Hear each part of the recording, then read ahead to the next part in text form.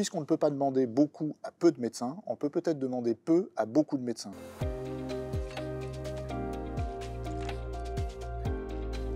Je suis donc le cofondateur de Bouche ton Coq, qui est une association et qui est la porteuse du projet Médecins Solidaires avec le docteur Martial Jardel. Le projet Médecins Solidaires, c'est d'acter en fait le bon sens paysan et de se dire pourquoi les médecins ne viennent pas dans les territoires ruraux. Ils ne viennent pas pour une raison simple, c'est que s'installer pendant 30 ans dans un territoire inconnu, avec une patientèle qui va se déverser en nombre, on n'y va pas, on préfère pas y aller parce que c'est trop anxiogène. Et en fait, on a inventé ce qu'on appelle le temps partagé de médecine générale, qui permet à un médecin d'accorder une semaine par an, dans un territoire, dans un de nos centres de santé, pour transformer au niveau de la patientèle le médecin de famille en famille de médecins.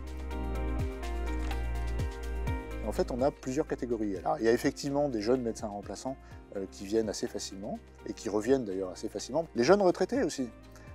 Quand on est médecin généraliste, on a beaucoup travaillé toute sa vie. La retraite, c'est très brutal. On leur propose un véhicule qui leur permet d'atterrir en douceur, de continuer à exercer dans des lieux différents, mais de continuer à exercer leur médecine. Et puis également des médecins qui peuvent se faire remplacer.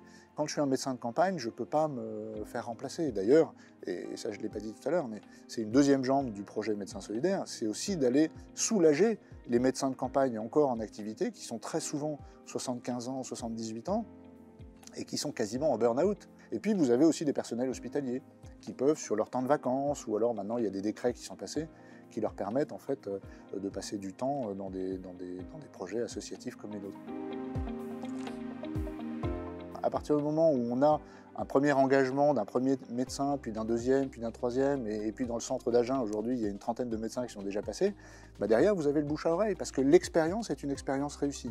Je disais tout à l'heure que les médecins qui sont dans notre environnement aujourd'hui viennent pour une logique de solidarité, en fait, ils sont sensibles à la solidarité, mais ils reviennent, dans plus de la moitié des cas, ils ont envie de revenir, ils sont déjà inscrits sur des plannings, parce qu'ils ont été heureux de leur expérience locale.